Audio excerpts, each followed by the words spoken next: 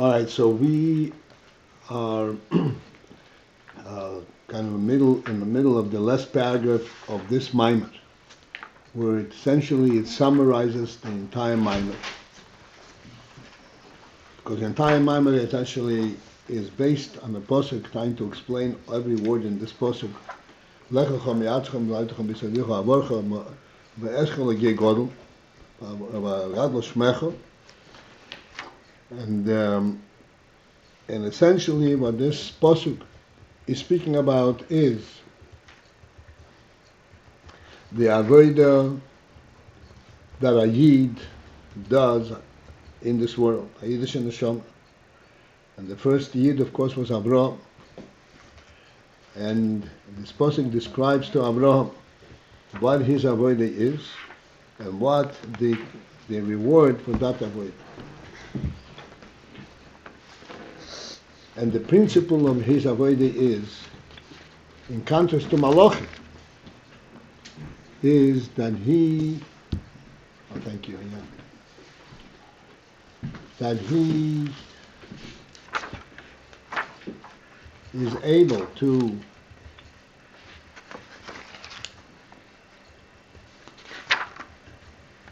transform Artzachom, Meladachom, Beisavich,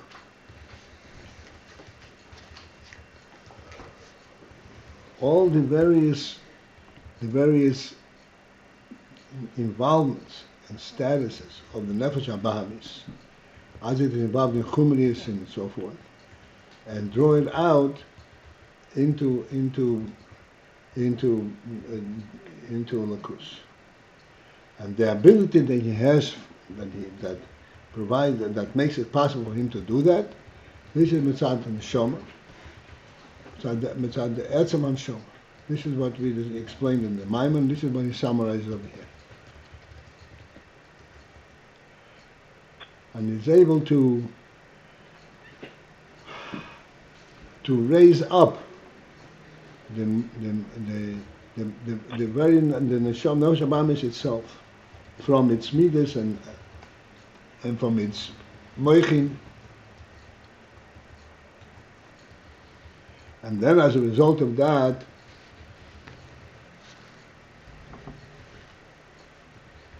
let me just read the last line that we learned, and that will give us the result. The line starts kuli.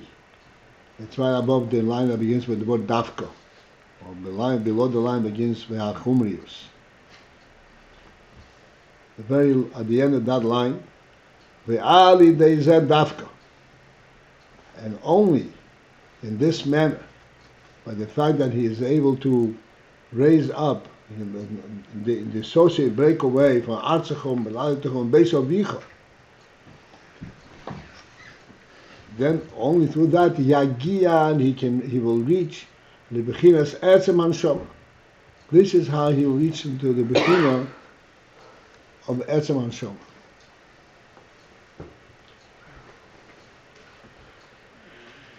And we will discuss this. And then also, as a result of that, Yamshich, he will draw down Bechinas Atzmos Ein Sof Boro, the Bechina of Atzmos Ein Sof.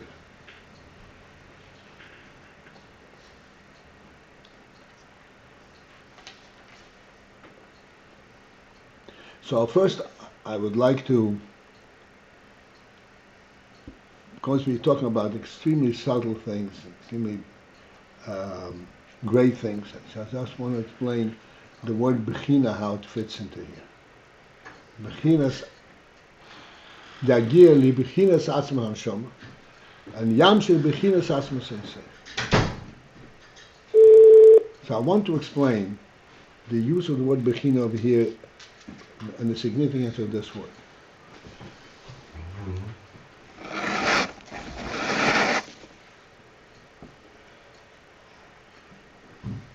Atzmos Ein Sof and Etzem Neshama is always present.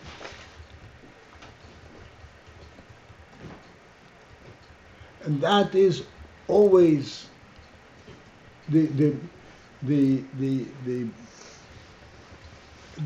that which brings everything into being. Like the Rambam says, "Motzu rishi mamtzikol nimtza, amitzah motzu nimtzikol nimtza." If as long as there is a nimtza, there's a mitzvah in motzi, there's a mitzvah in motzi.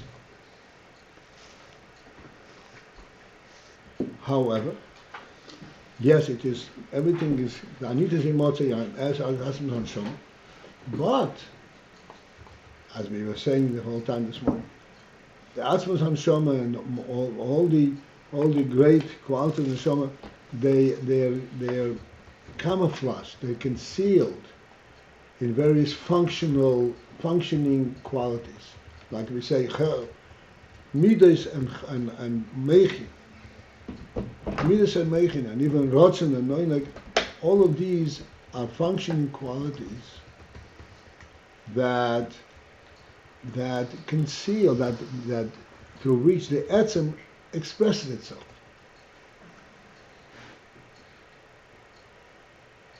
The reason that there are midas, the reason that there is moichin, there's understanding, is because there is etzem anshoma behind it.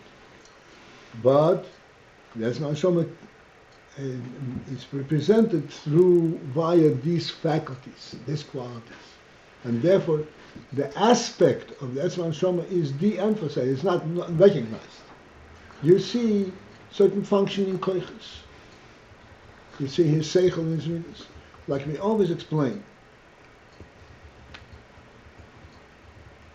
the human being is multifaceted, and he has all kinds of different qualities, all kinds of different koiches, and all kinds of different ways that he lives. Like we say, he has a table, a chair. He lives in a certain way. All of these things that come along with human life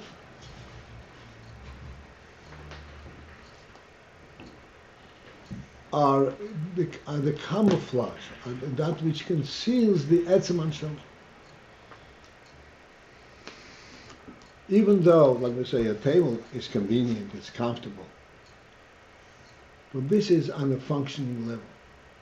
The truth is that the etzem hanshama would feel out of place if there were no table. It is not just a unit of comfort, a convenience. There's the essence of the human being. And everything that comes with human life, as we say, this is a specifically human, deep down therein is the principle that there's a human Hashem. And in this there is the nefesh habamis, the nefesh hasichlis, and the human thing, the enushius, and then beyond that there is nefesh olikis.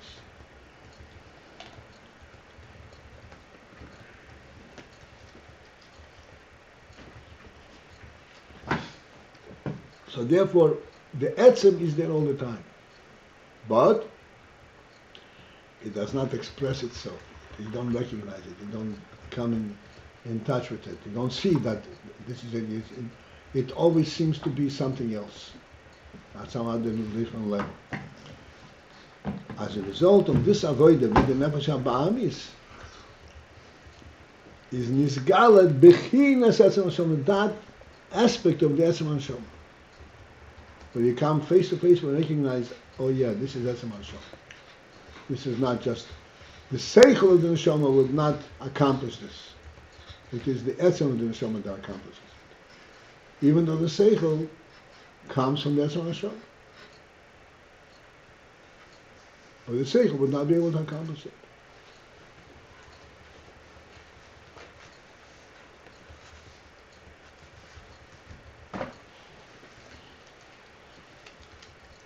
Is that clear? Or should need more elaboration? I want to give you go simple this way. A totally simple statement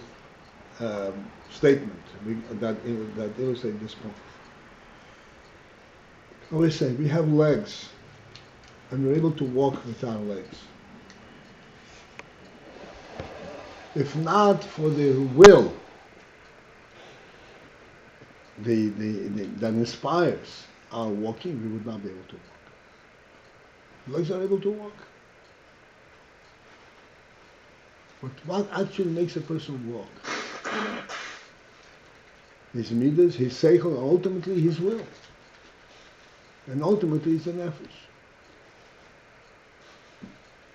So the source of it all, and the coil behind everything is that. But it's hidden. And as a result, and in the fight of Nefesh Abamis and the Aveda with Nefesh Abamis, the Bechina, the aspect, the clear aspect of Nefesh and Neshama comes to the surface. And thereby is also Mamshik, the Bechina's Atzmos Ein Sof. The Bechina of Atzmos Ein Sof. If you can take a Nefesh Abamis that naturally is totally worldly oriented and get it to recognize that world is not world, even though this is all I understand, this is all I can relate to, and yet that is not the truth. That is all due to the fact that there's Asma Sensei. Not only is not the truth, this is not what I want. What do you want? I want something that I can't identify, I can't define.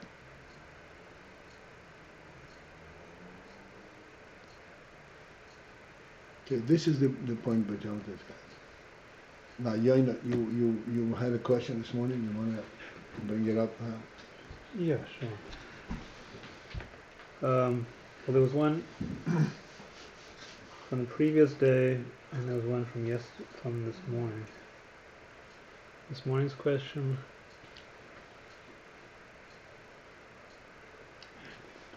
Just appearance, superficial. Oh, that was in the class of yesterday. It was said that you see a man praying, he's davening Shemona Esrei, and he's standing at the wall. And it seemed like the stress there was the reality of it is not so much in what's happening, but in the appearance of it. Somehow the appearance was bearing witness to the reality, even more than maybe his own state of mind. Right.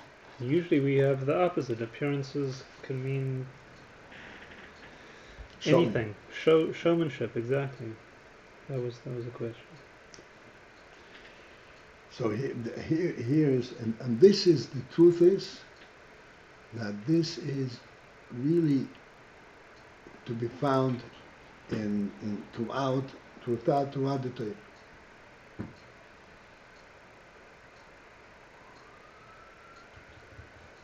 If you're studying Shemona Esrei, and the Chazan is saying Kedusha, you're not allowed to speak out, you're not allowed to interrupt. But you have to stop what you're doing and make believe and appear as if you're saying it. As if you're joining in the meeting. Like you said the halacha this morning. What are we doing? I'm not really saying it.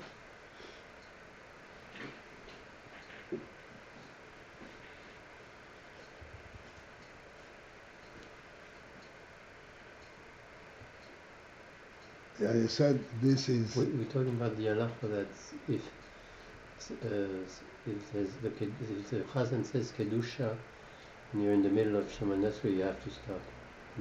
And listen.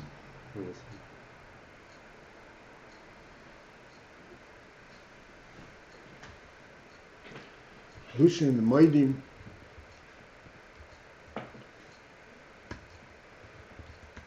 And yeah. And sometimes, when the Chazan is saying, when the minyan is saying Shema Yisrael Krishma, and you're in the middle of Birchas Krishma, and some say even in the middle of Psikha Zimra, you should continue to say what you're saying, but say it in the nigun of Krishma. It sounds like you say Krishma. You just have to cover your eyes. You cover your eyes, and also if you're making any sound, the sound should seem like you're saying Tishma.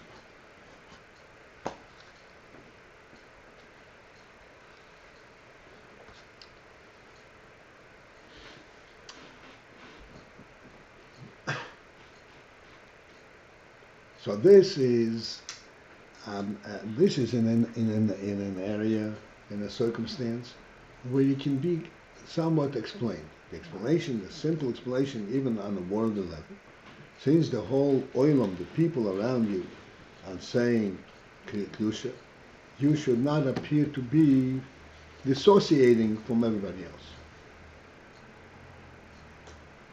So now, in order to show that you're joining everybody, you are acting it out, even though you can't really say it. But there are other halachas that incorporate the principle of appearances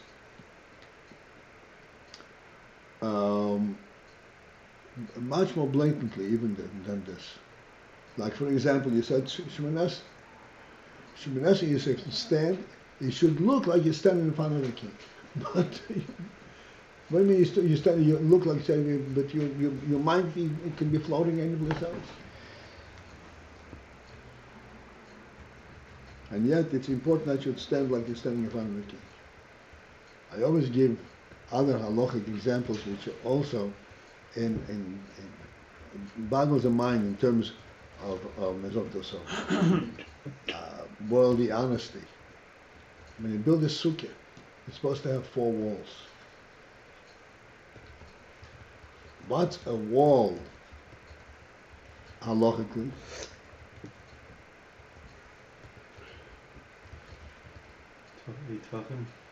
Have a Tzuras HaPesach, that's a wall. 1 tefach on one side, or 3 tefachim, and there is a beam facing it, that's a wall. Sometimes you need 4 tefachim. That's a maximum.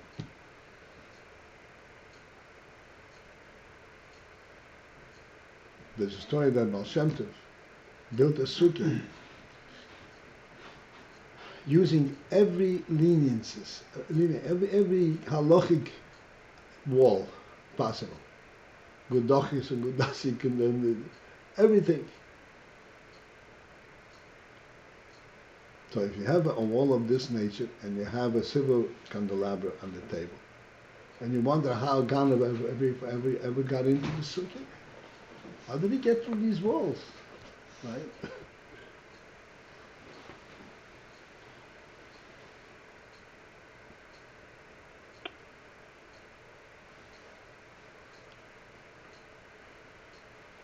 So we discussed it one time, and since now it's like the principle here. Here's the point.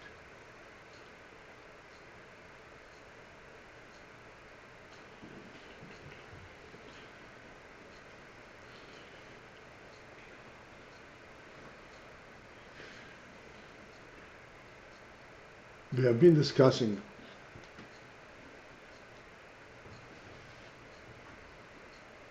the principle of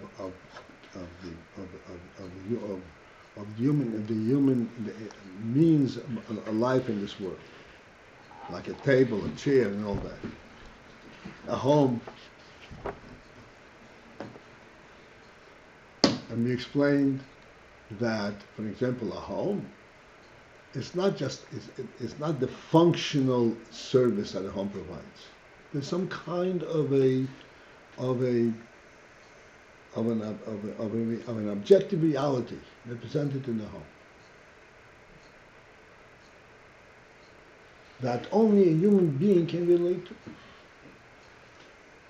It's not a protection against the wind or the snow or the rain. It's a reality only true to the human sechel, and even higher than sechel. The definition of what the human being is. Odom shein lebayis any odom. Doesn't say Odom shein lebayis, he's not secure, he's not comfortable. That's any odom. The whole bayis is built by the spirit of what man is. not with his hands and his feet, by the spirit of magnanimous. So to understand this, I want to take again an extremely simple illustration. A table consists of 4 legs and a board. The truth is, a table consists of a floating board. The 4 legs, this is a circumstantial requirement. That's not design of the table.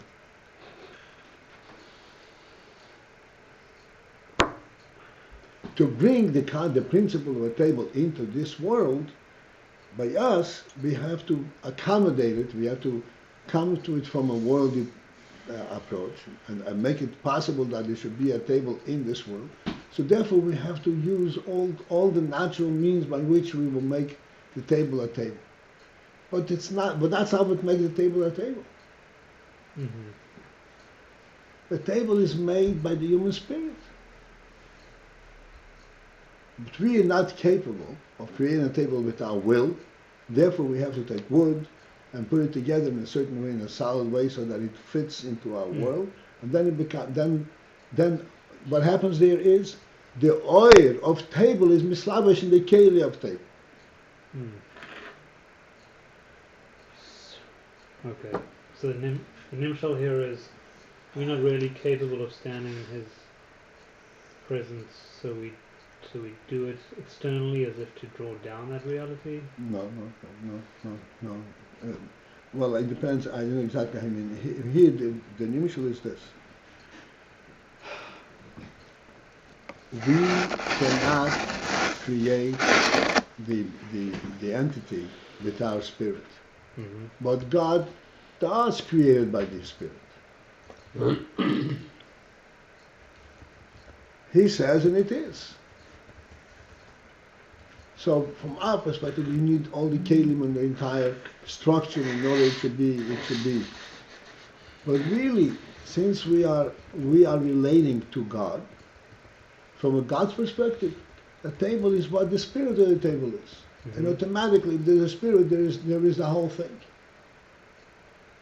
If there is a spirit of a wall, then there is a wall.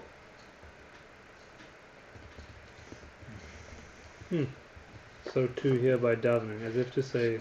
So too here by davening, that's right. And having the spirit of davening, you'd think, would be something much more pnimi than your appearance, which may just be a pretense. No. No. By us it's appearance, because by us oil does not stand without a cave. But really, this appearance is not a superficial appearance at all. It represents the godly truth. Can't just say which appearance are we talking about? The standing Shivanasa by the wall. This appearance represents the godly truth. What is the truth? That yes, you are in front of the Melech.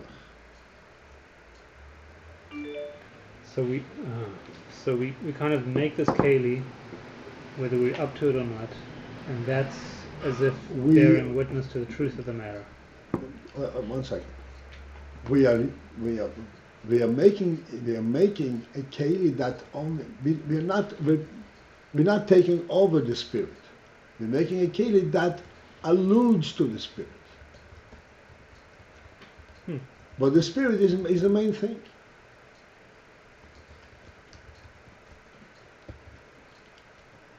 Please understand, okay, let me put this in the...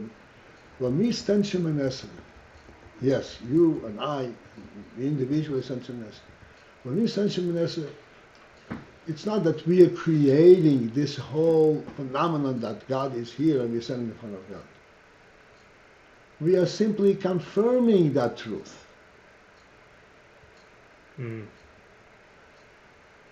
But the truth is there because it's true.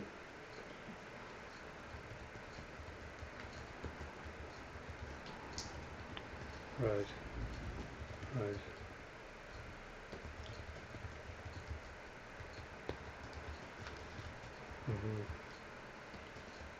So in this way, the appearance is more reflective of the truth. Appearance of the is simply saying that the way God wants things, that's the way they are. God does not need to make the keli in order for this to be. It is the way he wants it to be. Right. Okay. No. Like the Baal Shem Tov says, even by the human being, it's a phenomenal thing. Mokim shiritzoyne shalodom shomhu. Yeah, but fine. But here it seemed like his stance is aside from his ratzon. No. He wants to be truly connected to God. And he is. Okay. The fact that his kelim are not up to it does not change the fact, Okay. the reality of it. Fine. Okay. So that was from this morning. Wednesday morning I had a question that was in a way more general. That was how's the Nefesh Eloki actually work and be successful against the Nefesh Bahamas? And I said it seems like it forces the matter, almost like violence, iskafia. And then we said, okay, with combatants, the conflict in the physical world, you can understand their means of that happening and their strategies. But for these nefashos to fight over the city, and for we're hearing now how the Nefesh Elokis is successful. I'm still kind of, and we've really spent weeks, hours delving into that. I'm still thinking to myself, how does that actually occur? Why would the Nefesh Bahamas? Okay, so here's the principle of this battle, and the principle, the difference between the two nefashos, and how the battle is actually ultimately decided.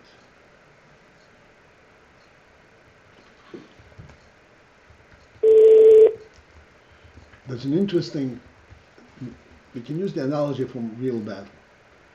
The principle in battle.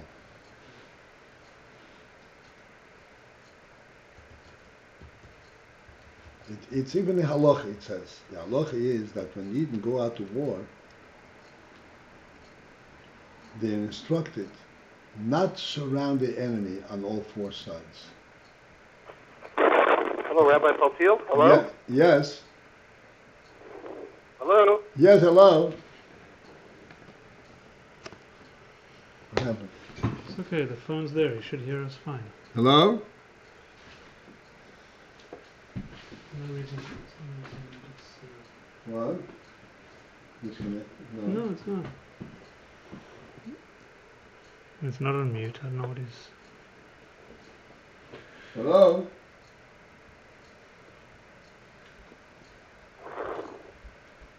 Should be again. You lost it. Are you guys still there? Yes. Okay, I'm just, I don't know, maybe my phone cut out for a minute. Okay, all right. Okay, good. Okay, let's go back.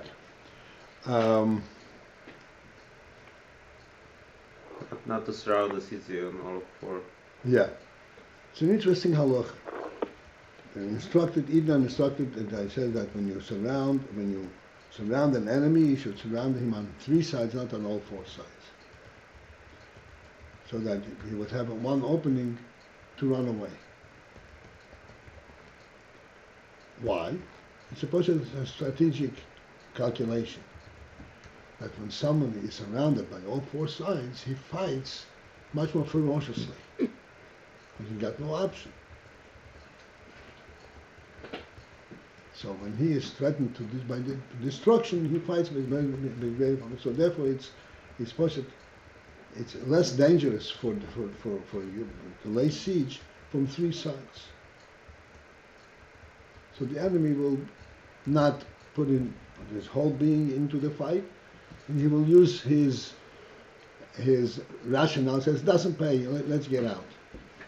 Whatever it is.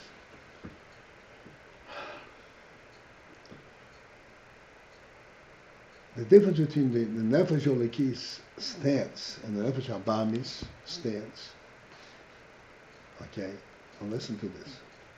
The Nefesh Habahamis fights from the perspective of its personal preference. I like this.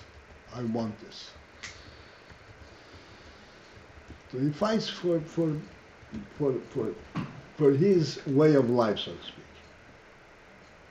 I should experience my thing. I should enjoy my life. Nefesh Elokis has a completely different basis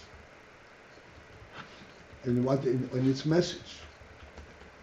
Its message is not that I want it. His message is that this is universal too. This is true for you too.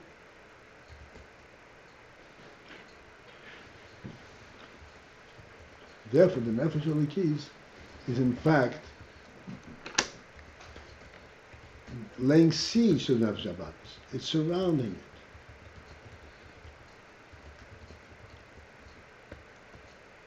it. And ultimately, Nefesh Habahamis comes to recognize that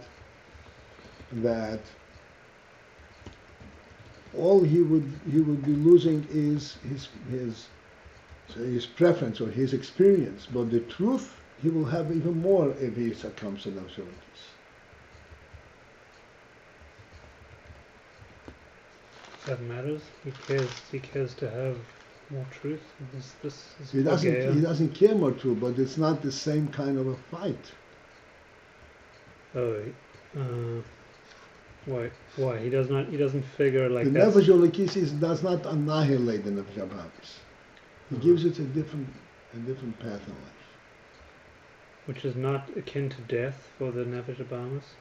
Which is not akin to death, right? It feels like some It vitality. joins the reality of Nefesh Elokis. I just don't follow the comparison. Are you comparing in the comparison that you bring from Aloha, the Nefesh Habahamis is a city that's sieged on 3 sides instead of 4 sides? 4 sides? 4 sides. No, all 4 sides. It's besieged. It's besieged. The Nefesh Elokis besieges Nefesh Habahamis on all 4 sides. So according to no, I'm just giving you a point. The Nefesh Habahamis is never threatened with annihilation, even if it's besieged on all 4 sides. It says, listen, I'm giving you another option, a better option. Because Nefesh Elokis comes to it from a truth that was in Atzmos, that encompasses the world also. So it's a funny fight. I'm saying it's not you can't really use war as an analogy, as a matter of fact. No, you misunderstand. It's not a question of. The question is how does the Nefesh Elokis come out victorious? Not basis. Not that it comes out victorious because the Nefesh Elokis gives the Nefesh Habahamis an alternative. It surrounds it from all 4 sides, but it's not annihilating it. Yeah, but by what means does it say to the Nefesh Habahamis, come with me, or let's do it this way? Nefesh Habahamis, why do I care? I want to do it my way. Care. That's right. I want to eat cheeseburgers. That's true. That's true. So the Nefesh Elokis doesn't let it. Does not. What does that mean there? Does not let. It doesn't let it. It says no. I'm not going along.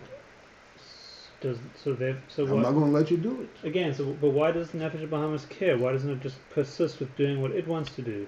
Why he has to fight. The Nefesh Elokis. So who fights harder? Who fights harder? But what's their means of combat? How does a personality retain its whole structure? Meaning the Nefesh Habahamis wants to go out and do what it wants to do. Who's to stop it, and by what means? Nefesh Elokis has its own ideals. No, Nefesh Elokis does not its own ideals. Nefesh Elokis comes to it from a perspective and says, "This is true for me and for you." That we shouldn't eat cheeseburgers. Yeah, I mean that we should not dissociate from God. Cheeseburgers. Yeah, we should not dissociate. And so we had before, earlier this week maybe, where we reached the point of saying these arguments just are not gaining any traction.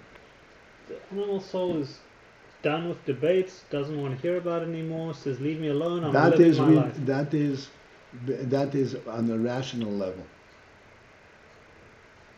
And on a super rational level, On a super rational level, as long as it doesn't, it shows on super rational level. It shows that there is a greater thing that it's gaining. it gives it a glimpse of a higher reality. It says, here's essence. Look at this. Yes, that's right. And the fact is that ultimately, the Nefesh HaBahamis really enjoys the Nefesh HaLekis. Enjoys? Joins. Yeah, that's the outcome, desired outcome. But along the way, I'm like, 1 second. How does it join it? Yeah. Because it joins it because this godly presence is present for it also.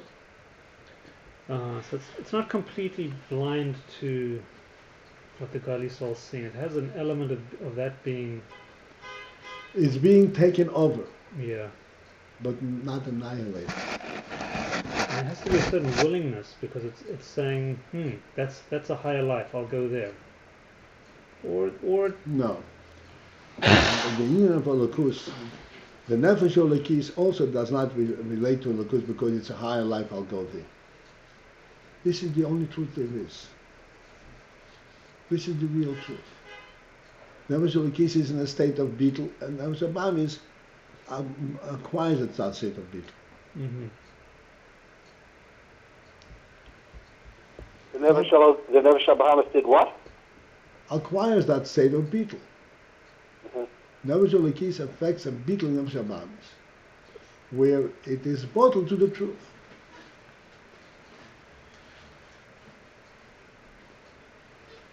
All right, let's continue. We have to remind everybody it's time to say Moed Ani. Come on, let's go.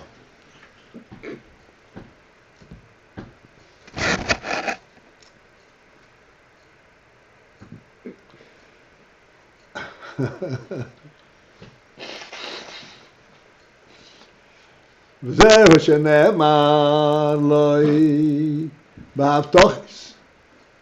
And there, thus, this is what the significance of what it says by Avraham בהבטוחס, in the promises that we got as a consequence of this avodah. V'agad lo shmecho, and I will migrate your name. Shezehu kinyan mekadosh shmecho. This is similar to the inyan of Kadosh Shmecha that Yidden are Mekadosh Shem Shamayim, Shem Holokis. Shem Mamshich and B'chinas Ato Kodesh B'Shimcho Kodesh. Yidden are Mamshich, the Ato, the Kedushas or Holokus, into of Atzmus, into the Shem, into the Gilui. Kam Yesh Leimar. Another way of explaining this inyan is the Shem who oisis. Shem, name, is alluding to oisis, letters. The Hainu b'chinas hakelim. In other words, Shem is alluding to oisis and ultimately alluding to the inyan of kelim. Kelim means the means by which Elokus is nisgal. Be'inyan hagdolas Hashem hu, and therefore, what is the principle behind Hagdol Hashem making great the name, the Oisis, the Kelim? Shemamshichim b'chinas asmas ein soif baruch v'akelim. That we mamshich the bechin of asmas ein soif baruch in the Kelim. As we explained all along, as we were discussing the inyan, that in the Kelim normally appear to belong to the world and to depend on the worldly structure, but Agad Lo Shmecho is that the Kelim themselves actually represent the union of Asmus and Seif. Like we said before, this you stand by the wall. It seems that you stand because you have feet. You're standing. But we say no, You're mamshech v'tzatmin, you're standing because Atzmos in Soif, you're presenting Atzmos in Soif with this stand. Not because you have a feet to stand.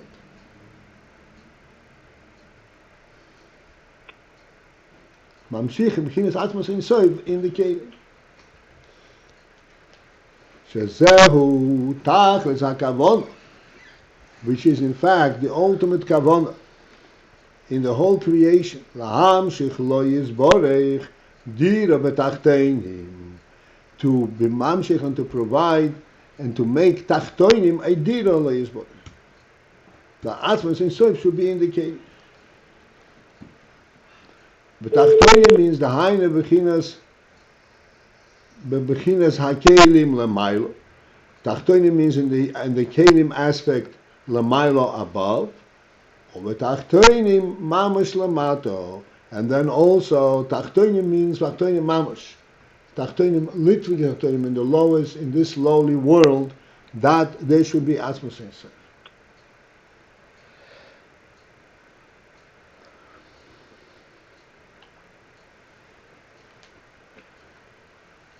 Saying Hagdolas Hashem, this in fact is the principle of Hagdolas Hashem, of increasing and making great the name. Al derech, there's a similar to the way it's expressed elsewhere. V'ato yigdal no koyach adni. Moshe Rabbeinu said, V'ato yigdal no koyach adni. Now, yigdal no koyach adni, the koyach of adni refers to the kelim. That there should be, the koyach adni should be great. Agdolas koyach adni hu b'amshochos u'atzmos. Where is the koyach adni become great? This is b'amshochos u'atzmos, by mamshech atzmos. M'shekosuk b'mokimach. So in our discussions, I'm repeating again the same thing, but I hope we get the nuanced reference. Standing still by the wall by Shemoneh Esrei is not a rational thing.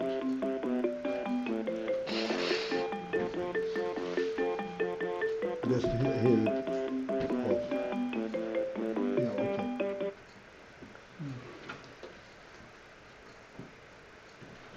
okay. The standing still is not a sechel union. It's not an emotional union.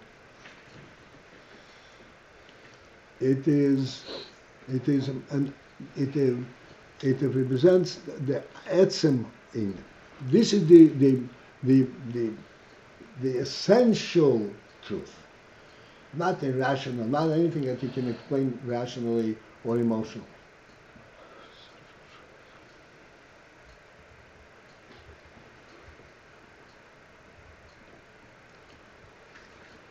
Oh, sorry, can I just ask? We said about the table, right?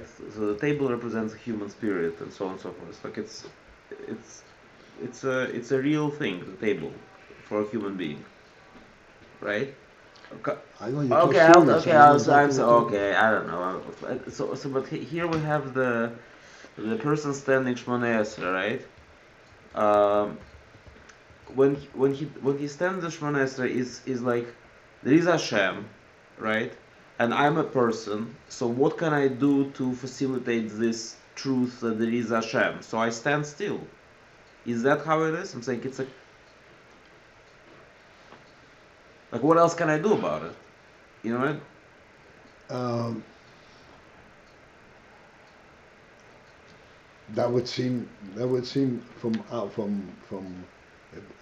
a procedural, from more procedural step by step, that would be the thing, but that's not what happens.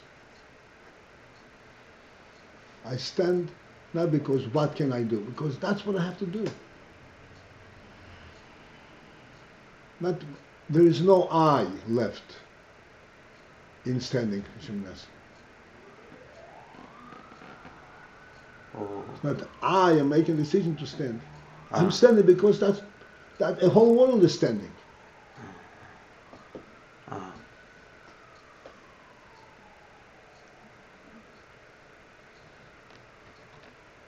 Rabbi Paltiel, what is the type of Kayach Adini?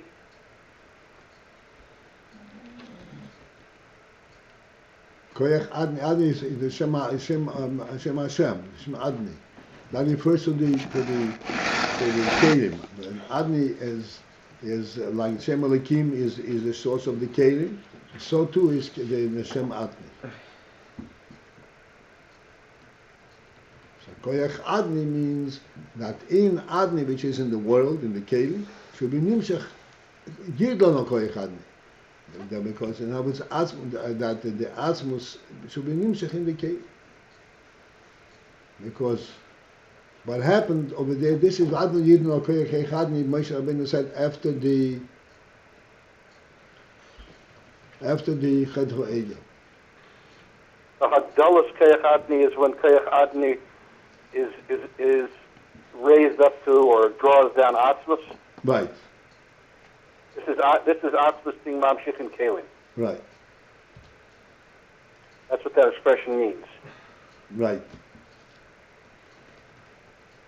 When this table is made already, you already put legs together on a board. So by it being a table, it represents certain truth, certain human truth. It doesn't say I am a table and I stand here as a table just because there is a human truth to be represented. It doesn't do that. It's just a table. So when I say Shmona Esrei, I'm just trying to reiterate what you're saying to see if I understand right what you're saying. So that if I say Shmona Esrei, I'm not making a statement that I figured it out and I decided that that's what I'm supposed to be doing. 1 second.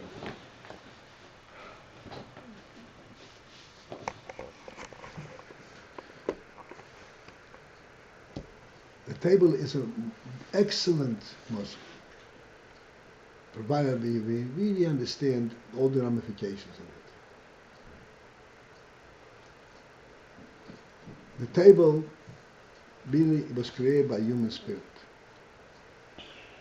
But then we take wood and make a form from the wood, and the form now captures the human spirit of the table. Now, this form, the wood, what connection does that have to the spirit that it represents? Nothing.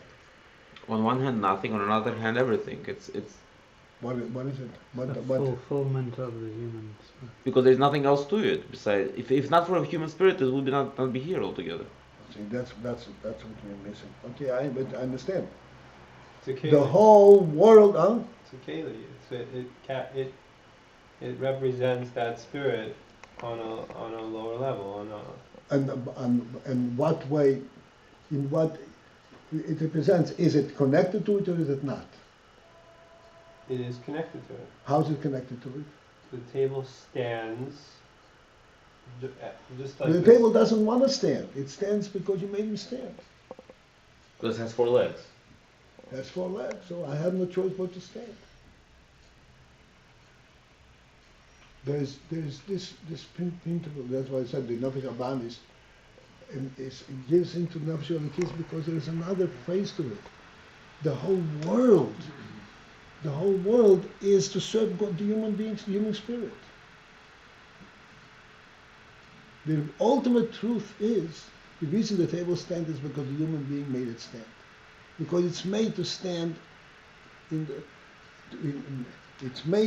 its union is to serve the human being, to serve the human spirit. Like we say all the time, if not for the human being, what would the world be?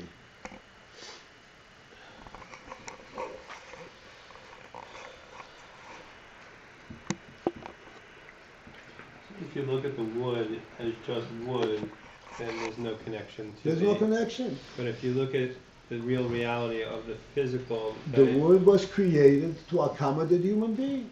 then it's always connected to Then it's this. all like on the contrary. The human spirit permeates in time and space of the world.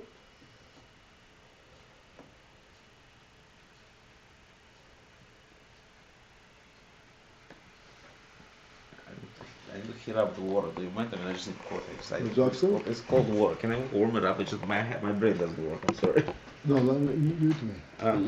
No, No, give me.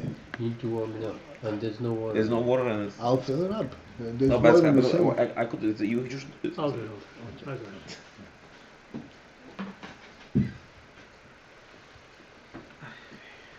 They don't trust you to fill up the water because your brain's tired.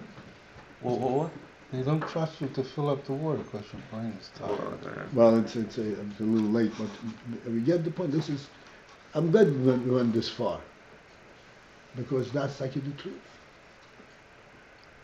The Metzias, the word, and everything is completely now bottled to the spirit that it stands for. The reason it's bottled is not because he has no voice, he cannot say anything. No, because that's what it's made for. Because the whole world is a godly will in the creation. God wanted, and that's why it is. Ultimately, that's the real deal.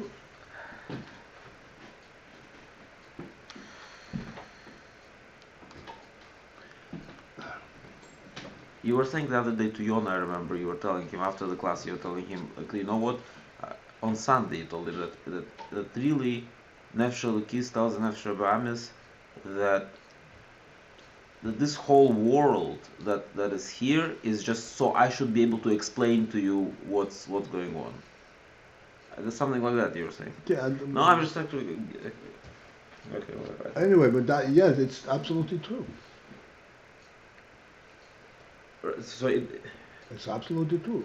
And because by explaining to Nefesh Abamis, then I'm showing the actual, the Atzmus level of truth. right. That's what we're referring to as the Atzim. This is the Pechinas of Atzim. The idea of the whole world is there to serve. The whole world is that God wanted. That's the whole world. And Dir B'Tachtein means Atzmus. This is the whole world.